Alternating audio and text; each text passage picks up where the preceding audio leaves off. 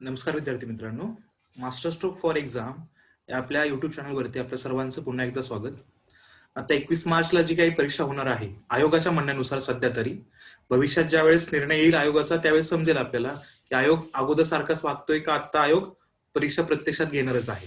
मग त्यापूर्वी या 5-6 दिवसांमध्ये वेगवेगळ्या विषयांच्या बाबतीमध्ये चालू घडामोडीचा संदर्भ जोडून कशा पद्धतीने आयोग प्रश्न करू शकतो त्याची थोडीशी उजळणी आपण या व्हिडिओच्या माध्यमातून घेण्याचा प्रयत्न करूया. ठीक आहे. त्यात तत्पूर्वी आपल्याला जर या असणाऱ्या लेक्चरचे जे काही पीडीएफ असतील ते डाउनलोड करून घ्यायचे असतील, तसंच जर आपल्या या असणाऱ्या सर्व विषयांच्या बाबतीमध्ये त्यात पॉलिटीच्या बाबतीमध्ये तुम्हाला जर कनेक्टेड राहायचं असेल तर तुम्ही माझं टेलिग्राम चॅनल जॉईन करू शकता, पॉलिटी बाय परशुराम शिंदे. आणि या असणाऱ्या चॅनलमध्ये तुम्हाला रोजच्या रोज एमसीक्यू पण मिळतील आणि ज्या काही व्हिडिओ मी अपलोड करणार आहे त्याचे पीडीएफ पण त्या ठिकाणी तुम्हाला मिळून जातील. ठीक आहे. मग नेमकं या व्हिडिओमध्ये काय असणार आहे, नेमकं परीक्षेला जाण्यापूर्वी एक थोडासा काही रिकॉल करणं गरजेचं असतात काही घटना, आणि त्या घटना आपल्याकडे मिस होऊ नयेत आणि त्या बाबतीमध्ये असणारा आढावा आपण या लेक्चरमध्ये घेण्याचा प्रयत्न करूया. ठीक आहे. मग त्या अनुषंगाने टायटल दिलेलं आहे आपण इथं परीक्षेला जाता जाता. मग त्या अंतर्गत नेमकं जर बघितलं आपण तर इथं प्रत्यक्षात आपल्याला राज्यघटना या विषयाच्या बाबतीमध्ये किती प्रश्नांचा आढावा या ठिकाणी घ्यावा लागणार आहे, तर आपण बघतो की इथं विषयाच्या अनुषंगाने आपल्याला एक जवळपास 15 प्रश्नांच्या बाबतीमध्ये आढावा या ठिकाणी घ्यायला लागतो. ठीक आहे. मग त्या 15 प्रश्नांमध्ये आयोग काय करतो, एकतर काय करेल, एकतर ट्रॅडिशनल प्रश्न त्या ठिकाणी विचारायला आपल्याला. ओके. ट्रॅडिशनल प्रश्न पण कशा असतात त्या ठिकाणी की हे ट्रॅडिशनचे प्रश्न असतील तिथं सुद्धा करंट अफेअरची जोड दिली जाते. म्हणजे एखादं पद खूप जास्त महत्वाचं गाजतंय, त्या पदाच्या बाबतीमध्येच प्रश्न विचारला जाऊ शकतो. म्हणजे काय करायचं आपल्याला इथं 2019 ते 2020च्या एंडिंग पर्यंतच असणारा पार्ट या ठिकाणी बघावं लागणार आहे आणि जे तुम्ही आजपर्यंत कव्हर सुद्धा केलेलं असणार आहे. ठीक आहे. त्यातल्याच काही मुद्द्यांचा आढावा आपण या ठिकाणी घेऊया. आपण सगळ्यात पहिल्यांदा मुद्दा आपण इथे घेऊ विचारात विधी आयोगाच्या बाबतीमध्ये. ठीक आहे. आता 2019 आणि 20च्या कालावधीमध्ये मुळात विधी आयोग हा 2018 मध्येच त्याचा कार्यकाल संपलेला होता. 2018 पासून आजपर्यंत अजून विधी आयोग त्या ठिकाणी स्थापन झालेला नाही. आता 2019 आणि 20च्या कालावधीमध्ये आपलं जे केंद्रीय मंत्रिमंडळ आहे का, त्या केंद्रीय मंत्रिमंडळाने या ठिकाणी निर्णय घेतलेला आहे की तर काय करायचंय, विधी आयोग स्थापन करायचं, लॉ कमिशन स्थापन करायचंय. या लॉ कमिशनचा कार्यकाल बघितलं तर 3 वर्ष असणार आहे. हा लॉ कमिशन वैधानिक नाही, म्हणजे त्याचा उल्लेख कायद्याअंतर्गत कुठंच नाही, प्लस हा घटनात्मक पण नाही, म्हणजे याचा उल्लेख घटनेमध्ये कुठंच नाही. याचा आढावा आपल्याला दिसतो कुठं, तर आपण ब्रिटिशकालीन कायद्यांचा आढावा घेतला असेल तिथं 1833चा असणारा जो चार्टर्ड ऍक्ट आहेत का, सनदी कायदे, त्या सनदी कायद्याअंतर्गत त्याचा आढावा आपल्याला या ठिकाणी दिसतो. आणि या लॉ कमिशनला स्थापन करणारी पहिली व्यक्ती म्हणजे कोण असेल, तर तोच कमिशनर म्हणजे कोण, लॉर्ड मेकॉले. आणि त्याच मेकॉलेनं काय केलं होतं या ठिकाणी की आयपीसी लिहायला सुरुवात केली होती या विधी आयोगाच्या माध्यमातून. ठीक आहे. मग आता 22वा स्थापन होणार आहे, त्या अनुषंगाने प्रश्न विचारले जाऊ शकतात. त्या अंतर्गत मग ह्याच्या अगोदरचा जर बघितला आपण या ठिकाणी तर 21वा लॉ कमिशन होता आणि त्याचे अध्यक्ष कोण होते, तर इथं बलबीर सिंग चौहान साहेब होते. हे पण लक्षात घ्यायचं. ओके. म्हणजे त्या बाबतीमध्ये विचारलाच तिथं प्रश्न, तर आपल्याला थोडंसं अगोदरचं पण माहिती असलं पाहिजे, बलबीर सिंग चौहान. ठीक आहे. त्यानंतर दुसरा मुद्दा पहा, सीजीएच्या बाबतीमध्ये, कंट्रोलर जनरल ऑफ अकाउंटच्या बाबतीमध्ये. मी कॅगच्या बाबतीमध्ये वक्तव्य करत नाही बरं का या ठिकाणी. ओके. कॅगच्या अंतर्गतच एक सगळ्यात महत्वाचं कलम आहे, कलम नंबर 150. या कलम नंबर 150 मध्ये वित्तीय व्यवस्थांची खबरदारी घेताना नियंत्रण व नियोजनासाठी कॅगच्या असणाऱ्या सोबत एक सगळ्यात महत्वाची व्यक्ती त्या ठिकाणी येते, ते म्हणजे कोण, तर राष्ट्रपती. मग राष्ट्रपती काय करू शकतात त्या ठिकाणी, कोणत्याही पदाची नियुक्ती करू शकतात कॅगला मदत म्हणून त्या ठिकाणी. आणि मग हे सीजीएचं पद आपल्या भारतामध्ये आलं. ते भारतामध्ये कधी आलं आपलं हे सीजीएचं पद, प्रत्यक्षात कामकाज चालू झालं त्याचं 1976 पासून. म्हणजे हे काय करतं, कॅगला सर्व प्रकारची माहिती गोळा करून देण्याचं काम या ठिकाणी कोण करणार आहे, हा सीजीए करणार आहे. ठीक आहे. मग आता सध्याला डिसेंबर 2019च्या कालावधीमध्ये 24व्या सीजीए पदी एका महिलेची नियुक्ती झालेली आहे आणि ती महिला क्रमांकाने आहे 7व्या क्रमांकाची. मग हे 7वी महिला आणि 24व असणारं सीजीएचं पद जे आहे का, ते सोमा रॉय बर्मन यांची नियुक्ती त्या ठिकाणी झालेली आहे. ओके. मग ही नियुक्ती आणि ह्यांच्यावरती नियंत्रण कोणाचं असतं, जो आपला भारताचं असणारं जे काही डिपार्टमेंट आहे का, खातं, खर्च व वित्त विभाग, त्याच्या नियंत्रणाच्या अंतर्गत या ठिकाणी हे पद कामकाज पाहणार आहे. हा एक महत्वाचा मुद्दा या ठिकाणी आपल्याला लक्षात ठेवायचा आहे. ओके, म्हणजे काय होईल इथं आपल्याला की प्रत्यक्षात कशा पद्धतीनं आयोग विचारू शकतो प्रश्न आणि त्याला आपल्याला करंटची जोड बघत असताना त्याचा बेस कसा पकडायचा, सिंपल हे लक्षात घ्यायचंय. म्हणजे 395 आर्टिकल मध्ये 15 प्रश्न असणार आहेत, तर ते 15 प्रश्न असतील कसं, कुठलाही रॅन्डमली एखादा प्रश्न उचलतील का आयोग? नाही. त्यासाठी काय केलं जातो, करंटचा मुद्दा विचारात घेतला जातो आणि त्या विचाराच्या अनुषंगाने प्रश्न त्या ठिकाणी पिक केले जातात. हे लक्षात घ्यायचं आपल्याला. ठीक आहे, बघा आता हे 2 मुद्दे झाले या ठिकाणी. आता पुढे पहा, इथं जर तिसरा मुद्दा बघितला तर तिसरा मुद्दा हा अतिशय महत्वाचा आहे या ठिकाणी. ओके, का? कारण इथं परिसीमन आयोगाचा उल्लेख करण्यात आलेला आहे. ओके, मग तुम्ही बऱ्यापैकी जर व्यवस्थित वाचलं असेल त्या ठिकाणी संस्थेच्या बाबतीमध्ये, तर इथं तुम्हाला माहिती झालं असेल की 2001च्या कालावधीमध्ये एक 84वी घटना दुरुस्ती झाली होती आणि त्या 84व्या घटना दुरुस्तीने सांगितलं होतं आपल्या भारतामध्ये लोकसभेचे मतदारसंघ तसंच त्या अंतर्गत विधानसभेचे मतदारसंघ 2026 पर्यंत त्याचं परिसीमन म्हणजे त्याचं निश्चितीकरण करण्याची आवश्यकता नाही, तरी सुद्धा आता 2020च्या कालावधीमध्ये जम्मू काश्मीर असेल पहा, त्यानंतर आसाम असेल, त्यानंतर मणिपूर असेल, अरुणाचल प्रदेश असेल, नागालँड असेल, यांच्यासाठी एक परिसीमन आयोग स्थापन करण्यात आलेला आहे. का केलाय? कारण जो चौथा परिसीमन आयोग होता का, तो चौथा परिसीमन आयोग 2002ला आपण भारत सरकारनं कंडक्ट केला होता. त्याचे सगळे मुद्दे 2003ला त्यांनी शिफारशी दिल्या होत्या आणि 2008 पासून त्या लागू झाल्या होत्या. तर हा चौथा परिसीमन आयोग हा या 4 राज्यांसाठी नव्हता, हा म्हणजे या 5 राज्यांसाठी त्या ठिकाणी नव्हता. त्यामुळं आता सध्याला हा परिसीमन आयोग स्थापन झालेला आहे. याच्यावरती मे बी आयोग प्रश्न करू शकतो. त्यामुळे लक्षात काय घ्यायचं, याचे अध्यक्ष कोण आहेत त्या ठिकाणी, तर माजी सुप्रीम कोर्टाचे न्यायाधीश रंजना देसाई यांचे त्या ठिकाणी अध्यक्ष पदावर नियुक्त झालेले आहे. हा एक मुद्दा खूप महत्वाचा ठरू शकतो आपल्याला परिचय दृष्टिकोनातून. ठीक आहे, त्यानंतर एक महत्वाचा रिझल्ट समोर आला होता पहा, एका दिल्ली हायकोर्टानं निकाल दिला होता की ईव्हीएम, ज्याला आपण त्या ठिकाणी इलेक्ट्रॉनिक वोटिंग मशीन म्हणतो, हे ईव्हीएम जे आहे का ते माहिती या सदराअंतर्गत आरटीआयच्या अंतर्गत त्याचा समावेश होऊ शकतो का? म्हणजे माहिती अधिकाराचा वापर करून आपण ईव्हीएम मशीन बद्दल त्या ठिकाणी माहिती प्राप्त करून घेऊ शकतो का? यावरती दिल्ली हायकोर्टाचे असणारे न्यायमूर्ती जयंतनाथ यांनी निर्णय दिलेला होता. एक सदस्यीय बेंच होते या ठिकाणी. आता तुम्ही न्यायालयाचा आढावा घेत असताना डिव्हिजन बेंच आणि कॉन्स्टिट्युशनल बेंच यांचा आढावा घेतला असेल ना.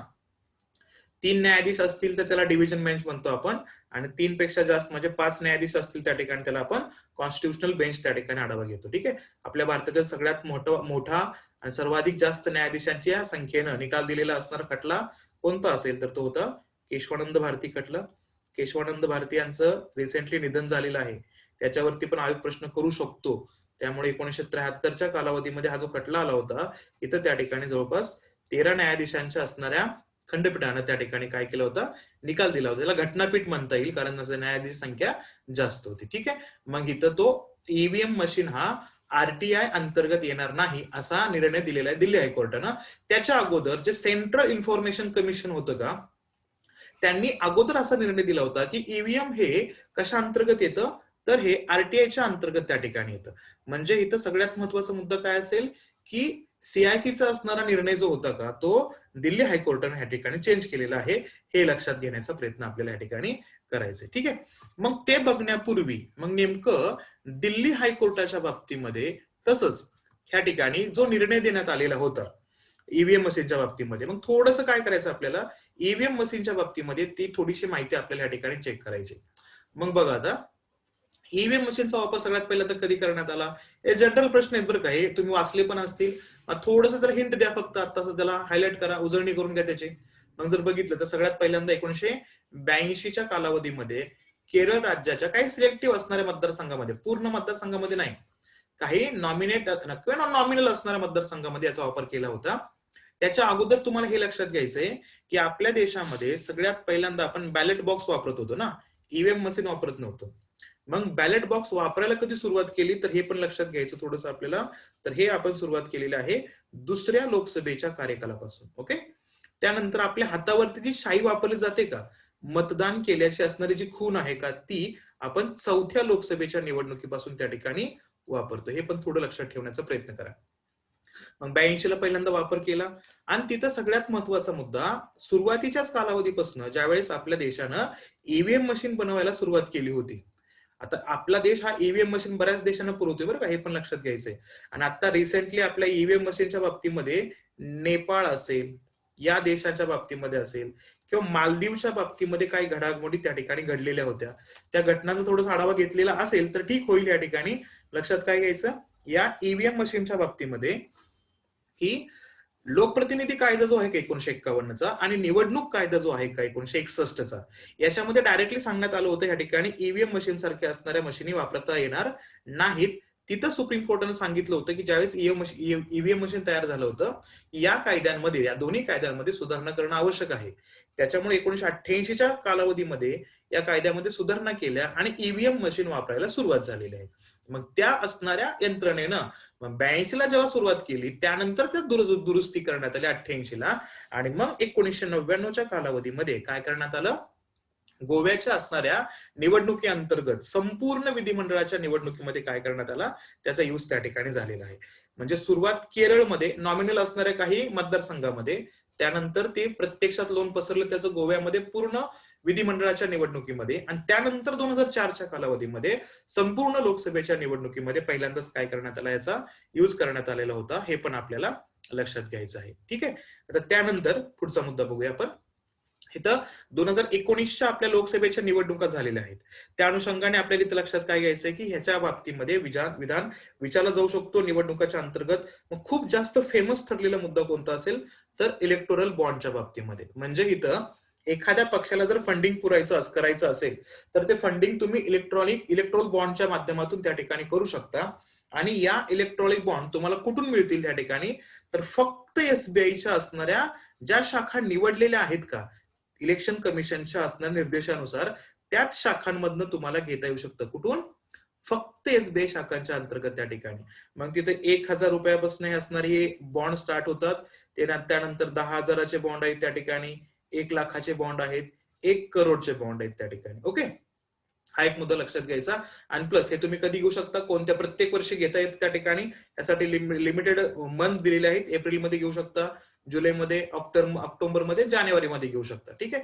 हे जे बॉन्ड घेतलात ना, तर त्याची लाईफ पिरियड असेल त्या ठिकाणी किती, 15 दिवसांचीच त्याला वैधता असेल. हे पण लक्षात घ्यायचं. आणि सगळ्यात महत्वाचा मुद्दा की 2019च्या लोकसभेच्या निवडणुकीमध्ये बीजेपीला जवळपास 1450 करोड रुपये हे इलेक्ट्रोल बॉन्डच्या माध्यमातून मिळाले. म्हणजे त्यांना जेवढी एकूण निधी प्राप्त झाली होती का, त्याची 61% रक्कम ह्या इलेक्ट्रोल बॉन्डच्या माध्यमातून मिळाली होती. 2 नंबरला काँग्रेस होता आणि काँग्रेसला 918 करोड मिळालेला आहे. म्हणजे त्याच्या एकूण फंडिंग पैकी किती, जवळपास 41% फंडिंग त्यातून मिळाली.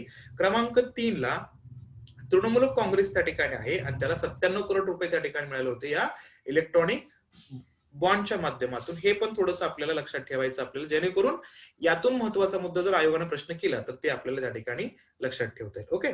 अजून एक महत्वाचा मुद्दा लक्षात ठेवा, तसंच लोकसभेमध्ये एखाद्या सदस्याला जर निवडणुकीसाठी खर्च करायचा असेल तर ते खर्चाची मर्यादा किती आहे, याच्यावरती बऱ्याच वेळा आयोगाने प्रश्न केलेला आहे. 70 लाखापर्यंत आहे. विधानसभेच्या बाबतीमध्ये असेल तर त्या ठिकाणी ती 40 लाखाच्या बाबतीमध्ये आहे तिथं. मात्र जर एखाद्या केंद्रशासित प्रदेशामध्ये हा जर उल्लेख त्या ठिकाणी करण्यात आला तर तिथं 20 ते 22 लाखांपासून ते सुरुवात होऊ शकते. शेवटी हा इलेक्शन कमिशनचा निर्णय असतो. हे पण आपल्याला लक्षात ठेवायचं. ठीक आहे. म्हणजे हे पण थोडक्यात आपण लक्षात ठेवूया, जेणेकरून आयोगाने 2019च्या बाबतीमध्ये प्रश्न विचारलेच निवडणुकांवरती तर तिथं आपण या ठिकाणी फोकस करू शकतो. ठीक आहे. त्यानंतर जर बघितलं आपण इथं तर लक्षात काय घ्यायचं पहा या ठिकाणी की 5वा मुद्दा बघा. 25 डिसेंबर 2019च्या कालावधीमध्ये 22वी national conference on e governance इथं शिलाँगमध्ये भरली होती. आणि त्या शिलाँगमध्ये या ठिकाणी सगळ्यात महत्वाचा निर्णय घेण्यात आला होता. त्याला म्हणायचं इंडिया एंटरप्राइज आर्किटेक्चर. म्हणजे भारताला जर निर्माण करायचं असेल तर भारताचं असणारं जे प्रशासन आहे का, त्या प्रशासनामध्ये आर्किटेक्चरची भूमिका खूप महत्वाची आहे. त्यासाठी IND-EA हा असणारा प्रोग्राम या शिलाँगमध्ये स्वीकारण्यात आला. आणि त्या असणाऱ्या बाबतीमध्ये तो 25 डिसेंबरलाच का, कारण 2014 पासून आपण 25 डिसेंबर हा गुड गव्हर्नन्स डे म्हणून त्या ठिकाणी साजरा करतो. कारण का, तिथं अटल बिहारी वाजपेयी साहेबांचा असणारा तो जन्मदिवस होता. त्या अनुषंगाने हा एक मुद्दा हायलाइट होतोय. ते पण थोडं लक्षात ठेवण्याचा प्रयत्न करा. ओके. प्लस ज्याच्यासोबत तुम्हाला त्या ठिकाणी गव्हर्नन्स इंडेक्स वगैरे मिळत असतील वाचायला, फ्रीडम इंडेक्स वगैरे मिळत असतील, तर ते पण थोडंसं त्याची रँकिंग भारताची किती आहे हे पण थोडंसं बघण्याचा प्रयत्न केला तर बेस्ट ठरेल. ठीक आहे. नंतर 6 नंबरला आहे ब्रू कम्युनिटीचा मुद्दा. आता ही ब्रू कम्युनिटी खूप जास्त फेमस मध्ये होती 2020च्या लॉकडाऊनच्या कालावधीमध्ये. कारण सगळ्यात महत्वाचा मुद्दा ही ब्रू कम्युनिटी मोस्टली कुठे आढळते या ठिकाणी? मिझोराममध्ये. आणि ती मिझोराममध्ये 1997च्या कालावधीमध्ये ती ट्रान्सफर झाली होती त्रिपुराला. शेवटी तो अंतर्गत वाद होते त्या ठिकाणी, त्यामुळे संरक्षण प्राप्त करण्यासाठी त्रिपुरामध्ये गेले होते 3 जिल्ह्यांतर्गत, आणि तिथं त्रिपुराने काय केलं, त्यांच्या असणाऱ्या निवासाची व्यवस्था प्रॉपरली केली होती. आणि आता 2020 आणि 21च्या कालावधीमध्ये त्यांना स्थायिक करण्याचा प्रयत्न या ठिकाणी चालू आहे.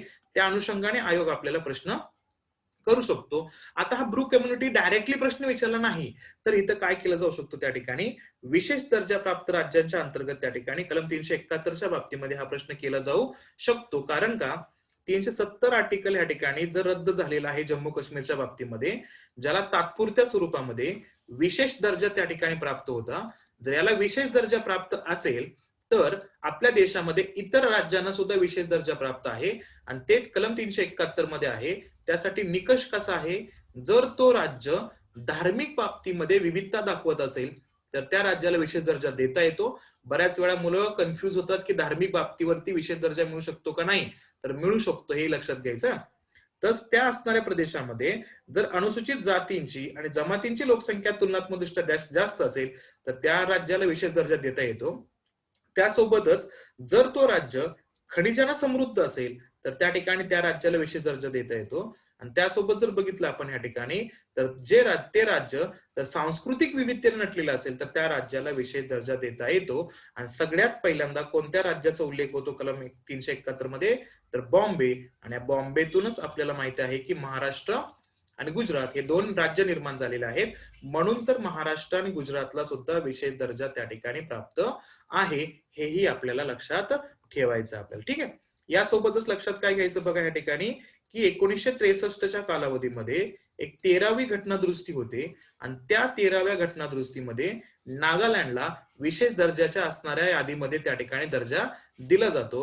त्यानंतर 2014 पर्यंत, मग 2014ला एक 98वी घटनादुरुस्ती होते, आणि 98व्या घटनादुरुस्तीनं कर्नाटक या राज्याला विशेष दर्जा त्या ठिकाणी मिळतो. मग इथं 371 आर्टिकल अंतर्गत जे हे आर्टिकल त्याला प्राप्त होतो, आणि नागालँड ऍड करण्यासाठी 371 कॅपिटल ए हे आर्टिकल त्या ठिकाणी ऍड केलं होतं. ओके, हे मुद्दे लक्षात घ्या. नागालँड खूप जास्त गाजतोय, तर या असणाऱ्या विशेष दर्जा प्राप्त राज्यांच्या बाबतीमध्ये आयोग प्रश्न करू शकतो. मिझोराम गाजतोय, तर मिझोरामचाही मुद्दा या ठिकाणी लक्षात घ्यायचा. प्लस सगळ्यात महत्वाचा मुद्दा, जर तुम्ही इनर लाईन परमिटचा मुद्दा वाचला असेल तर त्या इनर लाईन परमिट मध्ये सुद्धा मिझोराम हे राज्य त्या ठिकाणी समाविष्ट आहे.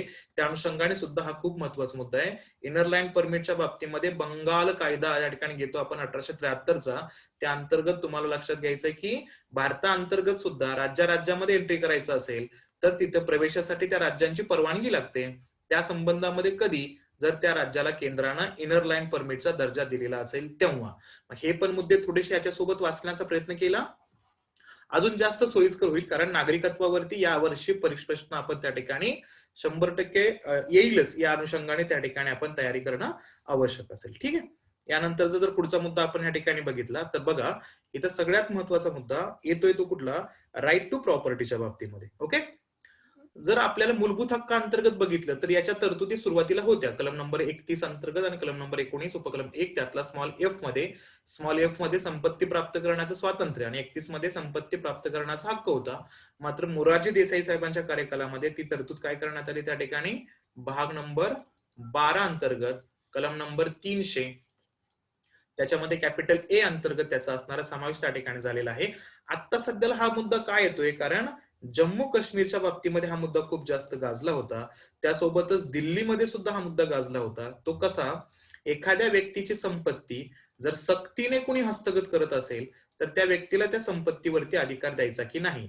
त्याच्यावरती आपल्या सुप्रीम कोर्टानं सगळ्यात महत्वाचा निकाल दिला होता की जर सक्तीनं कोणी त्या ठिकाणी जमीन घेत असेल तर तो जागतिक मानवी हक्कांचा भंग करतोय. कारण जागतिक मानवी हक्कामध्ये कलम नंबर 17 उपकलम 1 आणि उपकलम 2 मध्ये या राईट टू प्रॉपर्टीचा उल्लेख या ठिकाणी दिसतो. तसंच आपल्या देशातल्या असणाऱ्या राज्यघटनेच्या कलम नंबर 300 कॅपिटल ए मध्ये याचा समावेश आहे, म्हणजेच हा आपला घटनात्मक हक्क आहे, तसंच तो लीगल हक्क आहे, कायदेशीर हक्क आहे. त्यामुळं असं त्या ठिकाणी हक्क कोणाचा हिरावून घेता येणार नाही. हा एक महत्वाचा मुद्दा इथं हायलाइट झालेला होता, तेही लक्षात ठेवायचंय. ठीक आहे. प्लस सगळ्यात महत्वाचा मुद्दा गाजला जो होता तो आंध्र प्रदेशच्या बाबतीमध्ये. आंध्र प्रदेशच्या राज्यपालांनी काय केलं होतं, लक्षात काय घ्यायचं, त्यांनी परिशिष्ट 6च्या अंतर्गत जे मुद्दे होते का, म्हणजे कोणते म्हणून या ठिकाणी आदिवासी प्रदेश, तसंच परिशिष्ट 5 मध्ये आहे त्या ठिकाणी अनुसूचित प्रदेश. ओके, तर या अनुसूचित प्रदेशामध्ये आंध्र प्रदेशाचा समावेश आहे आणि इथं राज्यपालांना अधिकार असतो, केंद्राचा एखादा कायदा जर लागू करायचा नसेल तर ते लागू करू शकणार नाही, त्यांच्या असणाऱ्या विनंतीच्या नुसार त्या ठिकाणी राज्यपालाचा अधिकार असतो तिथं. प्लस केंद्राच्या कायद्यामध्ये बदल करून त्या ठिकाणी ते कायदा लागू करू शकतात. हा सगळ्यात महत्वाचा मुद्दा आहे 5 आणि 6 दोन्ही मध्ये. तिसरा सगळ्यात महत्वाचा मुद्दा आहे की ते नवीन कायदा ह्या ठिकाणी लागू करू शकत नाहीत. हे खडसवलं आंध्र प्रदेशच्या राज्यपालांना आता रिसेंटली सुप्रीम कोर्टानं 2020 ला. कारण आंध्र प्रदेशनं त्या असणाऱ्या प्रदेशांमध्ये, म्हणजे जिथं अनुसूचित जमातींची संख्या जास्त आहे, तिथं शिक्षकांच्या भरतीमध्ये एक सगळ्यात महत्वाचा निर्णय घेतला होता, जो 1986 ला पहिल्यांदा घेतला होता. त्याच्यावरती सुप्रीम कोर्टानं खडसावलं, 98 ला ते कॅन्सल केलं. परत इसवी सन 2000 ला तो निर्णय घेतला, त्याच्यावरती 2020 ला आता सुप्रीम कोर्टानं परत खडसवलं, ते परत कॅन्सल केले. ते काय केलं त्यांनी, अनुसूचित जातीच्या आणि जमातींच्या मध्ये, अनुसूचित जमातींच्या प्रदेशामध्ये म्हणजे एसटी कॅटेगरी अंतर्गत त्या ठिकाणी काय करण्यात आलं, शिक्षकांसाठी 100% रिझर्वेशन दिलं गेलं होतं. हा मुद्दा आपल्याला लक्षात ठेवायचा की राज्यपाल काय करू शकतात, कायदा लागू करायचा की नाही केंद्राचा, हे विचार करू शकतात या राज्यांमध्ये, आणि तसंच ते कायदा बदलून पण त्या ठिकाणी तो मुद्दा लागू करू शकतात. मात्र नवीन कायदा त्या ठिकाणी लागू करू शकत नाहीत. प्लस सगळ्यात महत्वाचा मुद्दा बघितला तर इंद्रसाहनी खटल्यामध्ये याचा उल्लेख परत केला होता की 15% रिझर्वेशन 1992 ला हे परत खटला हायलाइट झाला होता. 50% रिझर्वेशन क्रॉस करता येणार नाही, तर हे लिमिट तुम्ही कसं क्रॉस केलं, याची सुद्धा कान उघडणी परत एकदा सुप्रीम कोर्टानं तिथे केलेली आहे. हे पण लक्षात ठेवण्याचा प्रयत्न करायचा. ठीक आहे. म्हणजे इथं आपल्या लक्षात काय घ्या, फक्त परिशिष्ट 5 मध्ये सध्याच्या कंडिशन मध्ये एकूण 10 राज्य आहेत आणि त्या 10 राज्यामध्ये आपला महाराष्ट्र सुद्धा आहे, हे पण लक्षात घ्या. आणि परिशिष्ट 6 मध्ये आदिवासी राज्याचा समावेश होतो. याच्यामध्ये 4 राज्य आहेत, आसाम, त्रिपुरा, मेघालय, मिझोराम. या असणाऱ्या परिशिष्ट 6 मध्ये 2020च्या कालावधीमध्ये लडाख सारखा असणारा जो केंद्रशासित प्रदेश आहे का, तो विनंती करतोय सध्याला केंद्राला की आम्हाला तुम्ही कुठे ऍड करा, परिशिष्ट 6 अंतर्गत, कारण आम्ही आदिवासी प्रदेशांची किंवा आदिवासी जमाती आमच्या असणाऱ्या प्रदेशामध्ये जास्त आहे, तर त्याच्यामुळे आम्हाला तुम्ही याच्यामध्ये ऍड करा, अशी विनंती या ठिकाणी केली जाते. हे पण लक्षात घ्यायचं आपल्याला. ठीक आहे. त्यानंतर आता खूप जास्त फेमस झाले होते जे आर्टिकल होतं, कलम नंबर 80 उपकलम 1 त्यातला असणारा उपकलम ए. इथं लक्षात काय घ्यायचं, राज्यसभेमध्ये जे नॉमिनेटेड मेंबर असतात का, त्या नॉमिनेटेड मेंबरच्या बाबतीमध्ये मुद्दा विचारला जाऊ शकतो आयोगाकडनं. का, कारण आता सध्याला आपल्या देशाच्या सुप्रीम कोर्टामध्ये जे न्यायाधीश होते का, त्यांचं रिटायरमेंट झाल्यानंतर त्यांना नॉमिनेट केले राज्यसभेमध्ये. बऱ्यापैकी तुम्हाला नावं माहिती असतील, वाचण्याचा प्रयत्न करा, तर ते नॉमिनेशन होऊ शकतं का, त्याच्यामध्ये त्याच्यावरती प्रश्न आयोग करू शकतो. बेसिक मुद्दा कलम 80 उपकलम 1 किमान वाचण्याचा प्रयत्न करा. त्यानंतर लॉकडाऊनच्या कालावधीमध्ये 2020 मध्ये आपल्या महाराष्ट्रामध्ये खूप महत्वाची घटना घडली होती की आपले जे मुख्यमंत्री होते का किंवा आहेत ठाकरे साहेब, त्यांचा 6 महिन्यांचा कालावधी त्या ठिकाणी संपत होता, कारण ते कोणत्याही सभागृहाचे मेंबर नव्हते. तर त्यांना कोणत्या तरी एका सभागृहाचं मेंबर व्हायचं होतं. मात्र कोविडच्या कालावधीमुळे सगळ्या निवडणुका काय केल्या होत्या, या ठिकाणी थांबवल्या गेल्या होत्या. तर हे सगळ्यात महत्वाची अडचण होत होती की जर 6 महिने झाले तर आपल्या असणाऱ्या मुख्यमंत्र्यांना राजीनामा द्यावा लागू शकतो. राजीनामा देऊन परत ते 6 महिन्यासाठी तिथं मुख्यमंत्री होऊ शकत होते. त्याच्यामुळे कलम 164 उपकलम 4 इथं खूप जास्त गाजत होता. कारण इथं काय सांगितलेलं आहे, 6 महिन्यांच्या कालावधीमध्ये काय करावं लागतं, या ठिकाणी सदस्यत्व सिद्ध करून दाखवावं लागतं. त्यामुळे हे पण आर्टिकल गाजलेलं आहे. हे पण आर्टिकल थोडंसं लक्षात ठेवण्याचा प्रयत्न केला तर अजून जास्त सोयीस्कर होऊन जाईल. ठीक आहे. तसंच याच असणारे कोविडच्या कालावधीमध्ये 2 नवीन कॅबिनेट कमिट्या स्थापन झालेल्या होत्या. त्या ठिकाणी इन्व्हेस्टमेंट अँड ग्रोथ, तसंच दुसरी कॅबिनेट कमिटी स्थापन झाली होती एम्प्लॉयमेंट अँड स्किल जनरेशन. लक्षात घ्यायचं काय, या ठिकाणी कॅबिनेट कमिट्या सुरुवातीला या ठिकाणी जवळपास 16 होत्या. नरेंद्र मोदी साहेबांचं आगमन ज्यावेळेस झालं 2014 ला, त्यांनी या ठिकाणी काय केलं, ज्या 10 असणाऱ्या कॅबिनेट होत्या त्या 16च्या 10 केल्या आणि त्या 10 मधनं सुद्धा नंतर त्यांनी 4 कॅन्सल केले, राहिल्या फक्त कॅबिनेट कमिट्या 6, आणि 2020 ला त्याच्यामध्ये 2 ऍड केले. म्हणून आज सध्याला कॅबिनेट कमिट्यांची संख्या जर बघितली तर त्या ठिकाणी 8 दिसते. आणि जवळपास लक्षात घ्यायचं या कॅबिनेट कमिट्यांच्या बाबतीमध्ये इथं उल्लेख काय करायचा या ठिकाणी, की यांचे असणारे जे प्रमुख असतात का, शक्यतो पंतप्रधान असतात, किंवा या ठिकाणी गृहमंत्री असतात, किंवा अर्थमंत्री असतात. ओके, लक्षात घ्यायचं आता सध्याच्या कंडिशन मध्ये 8 पैकी 2 ठिकाणीच गृहमंत्री आहेत, बाकीच्या 6 ठिकाणी पंतप्रधान आहेत अध्यक्ष पदावरती. तोही लक्षात ठेवण्याचा मुद्दा आपल्याला लक्षात घ्यायचा आहे. कारण सगळ्यात महत्वाचा मुद्दा, लघु उद्योग मध्यम उद्योग यांच्या ज्या डेफिनेशन चेंज केलेल्या आहेत आपल्या देशानं, त्या ठिकाणी MSME तुम्ही बऱ्यापैकी ऐकले असतील, त्या अंतर्गत याचाही उल्लेख या ठिकाणी होतोय. त्याच्यामुळे त्यासाठीच या कॅबिनेट कमिट्या स्थापन केल्या होत्या. त्या अनुषंगाने त्याचा आढावा इथं घेण्याचा प्रयत्न करा. ठीक आहे. मग यानंतर जर बघितलं तर आता सध्याला सुप्रीम कोर्टाच्या न्यायाधीशांची संख्या या ठिकाणी वाढताना दिसते आपल्याला. आणि त्या न्यायाधीशांच्या संख्येचा विचार जर केला तर किती संख्या झाली आता सध्याला?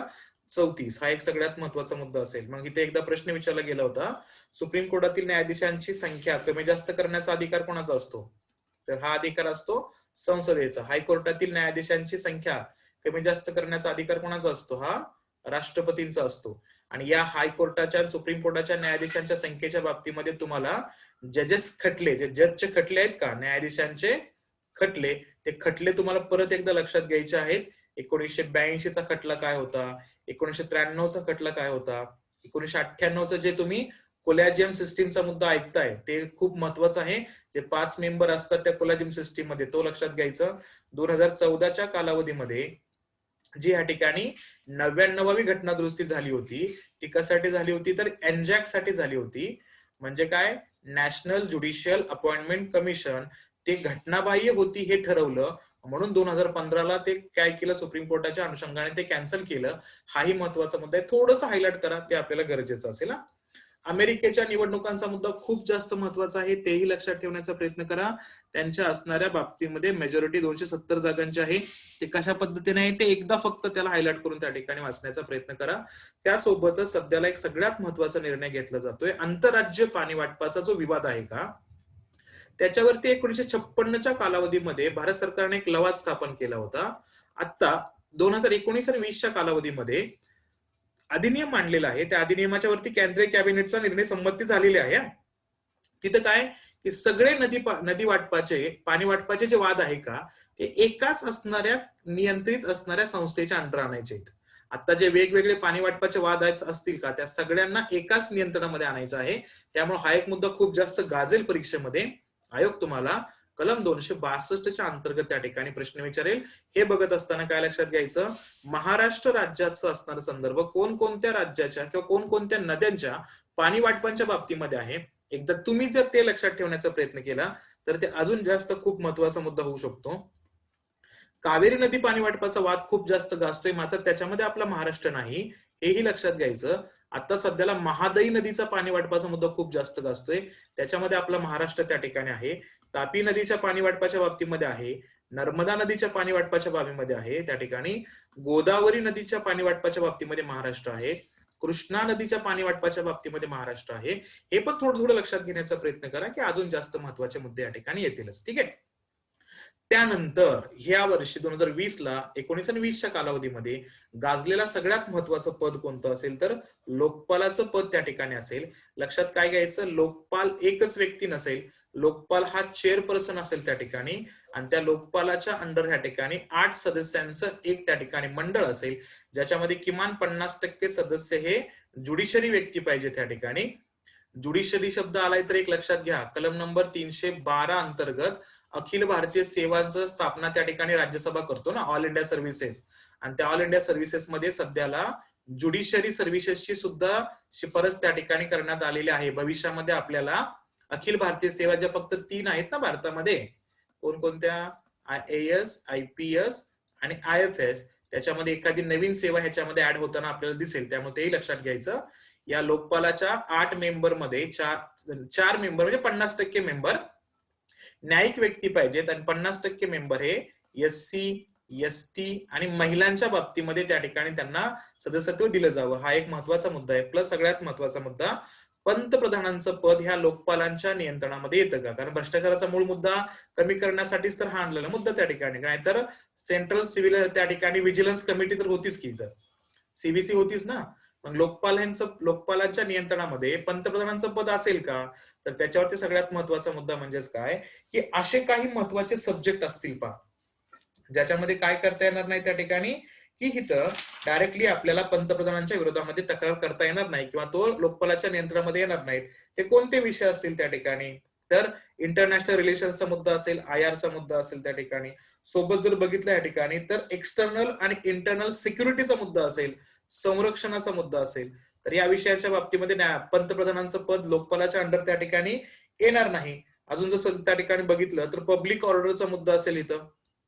ओके, तर पब्लिक ऑर्डरच्या बाबतीमध्ये सुद्धा पंतप्रधानांचं पद लोकपालाच्या नियंत्रणामध्ये त्या ठिकाणी येणार नाही. तसंच ऍटॉमिक एनर्जी सारखा असणारा सगळ्यात महत्वाचा जो विषय आहे का, तो सुद्धा याच्या अंतर्गत येणार नाही या ठिकाणी, हे लक्षात घ्यायचं. आणि जो स्पेस सारखा विषय आहे का, अंतराळाच्या बाबतीमध्ये असणारा मुद्दा आहे का, याच्या अंतर्गत असे जे विषय आहेत का, एकदा फक्त वाचून ठेवा या ठिकाणी. या विषयांच्या बाबतीमध्ये पंतप्रधानांचं पद लोकपालांच्या अंतर्गत येणार नाही. मात्र इतर सर्व बाबतींमध्ये पंतप्रधानांचं पदावरती सुद्धा लोकपाल नियंत्रण ठेवू शकतो. मात्र त्याच्या जे कमिटी आहे का, 8 लोकांची कमिटी, त्या 8 लोकांच्या कमिटीमध्ये कमीत कमी 2/3 बहुमत असलं पाहिजे, त्यांचं संमती असलं पाहिजे, तरच पंतप्रधानांच्या पदाच्या बाबतीमध्ये या ठिकाणी लोकपाल निर्णय घेऊ शकतात व त्यांच्या भ्रष्टाचाराच्या बाबतीमध्ये असणारी चौकशी त्या ठिकाणी होऊ शकते. हाही मुद्दा लक्षात घ्यायचा. ठीक आहे. त्यानंतर एक थोडेसे असणारे काही मुद्दे आहेत, थोडक्यात ते पण बघण्याचा प्रयत्न करा. पक्षांतर बंदी कायदा खूप जास्त गाजतोय. परिशिष्ट 10 हे पण लक्षात घेण्याचा प्रयत्न करा. त्याच्यामध्येच कलम नंबर 102 उपकलम 2 वाढवण्यात आलं होतं केंद्रासाठी, आणि कलम नंबर 191 उपकलम 2 हे राज्यांसाठी वाढवलं होतं पक्षांतर बंदीच्या अनुषंगाने. तर पक्ष बदलला तर सदस्यत्व निघून जाईल. किती सदस्यांनी पक्ष बदलला तर सदस्यत्व, आमदारकी खासदारकी रद्द होणार नाही. तर 2/3, अगोदर ते फक्त 1/3 होतं. मात्र 2003च्या 91व्या घटना दुरुस्तीनुसार ते 2/3 बहुमताचा मुद्दा या ठिकाणी झालेला आहे. आणि या बाबतीमध्ये सदस्यांना कमी करण्याचा अधिकार हा त्या सभागृहाच्या प्रमुखाला असतो, म्हणजे एकतर स्पीकरला असेल किंवा चेअरमनला असेल, हे लक्षात घ्यायचं. यांचाच निर्णय हा अंतिम असतो. प्लस सगळ्यात महत्वाचा मुद्दा, एखाद्या सदस्याला पक्षांतर बंदीच्या अनुषंगाने जर स्पीकर किंवा चेअरमननं जर त्या ठिकाणी पक्षातून कमी केलं, आमदारकी खासदारकी रद्द केली असेल, तर त्या विरोधामध्ये न्यायालयीन पुनर्विलोकन घेता येतं का? तर लक्षात घ्यायचं, 1991-92च्या अगोदर न्यायालयीन पुनर्विलोकन घेता येत नव्हतं. मात्र त्यापासून, सुप्रीम कोर्टाच्या निर्णयापासून यांच्या निर्णयाविरोधामध्ये त्या ठिकाणी काय करता येऊ शकतं, न्यायालयीन पुनर्विलोकन घेता येऊ शकतं. प्लस पक्षांतर बंदी कायद्यामध्ये एक मात्र पद आहे जे अपवाद आहे, ते म्हणजे दोन्ही सभागृहाचे प्रमुख.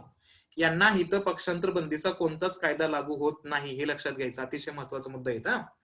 प्लस एखाद्या राज्यामध्ये विधान परिषद पाहिजे की नाही, त्या बाबतीमध्ये कलम 169 मध्ये 2 तरतुदी आहेत ना, 2 निकष आहेत. पहिल्यांदा त्या संबंधित विधानसभेनं विशेष बहुमताने ते तरतूद पारित केली पाहिजे, आणि दुसरा मुद्दा, संसदेनं त्या ठिकाणी त्याला साध्या बहुमतानं संमती देणं गरजेचं आहे. आंध्र प्रदेशच्या बाबतीमध्ये हा निर्णय झाला होता, विधानसभेच्या बाबतीमध्ये अजून तो मुद्दा संसदेमध्ये पेंडिंग आहे. भविष्यामध्ये आपल्याला बऱ्याचशा राज्यांमधली विधान परिषद एकतर कॅन्सल झालेली दिसेल किंवा ती विधान परिषद स्थापन होताना दिसेल. त्या ठिकाणी आंध्र प्रदेश तो बरखास्त करण्याचा प्रयत्न करतो, हे लक्षात घ्या. यासोबतच कलम 344, 351 पण लक्षात घ्या. 344 भारतीय भाषांच्या बाबतीमध्ये आहे. सुरुवातीला ज्या 14 भाषा होत्या त्याच्यामध्ये 8 भाषा ऍड होऊन 22 भारतीय भाषा झाल्या. आणि आता सध्याला सगळ्यात महत्वाचा मुद्दा, अमित शहानी परत एकदा वक्तव्य केलं की हिंदी भाषेचा प्रचार हा त्या ठिकाणी, जसं 1 नेशन 1 इलेक्शन तुम्ही बघितलं, त्याच पद्धतीनं 1 नेशन आणि 1 common language for the unity असं असणारी घोषणा अमित शहानी केलेली आहे. त्यामुळं हिंदी भाषेचा वापर, त्याचा प्रचार व प्रसार करण्याच्या अनुषंगाने कलम 351 आहे, ज्या आपल्या राज्यसेवेच्या प्रिलियमला विचारलं होतं 2018च्या परीक्षेमध्ये. तर हा प्रश्न अजून जास्त गाजू शकतो, तेही लक्षात ठेवण्याचा प्रयत्न करा. प्लस याच्यामध्येच कलम नंबर 343 ही लक्षात ठेवा.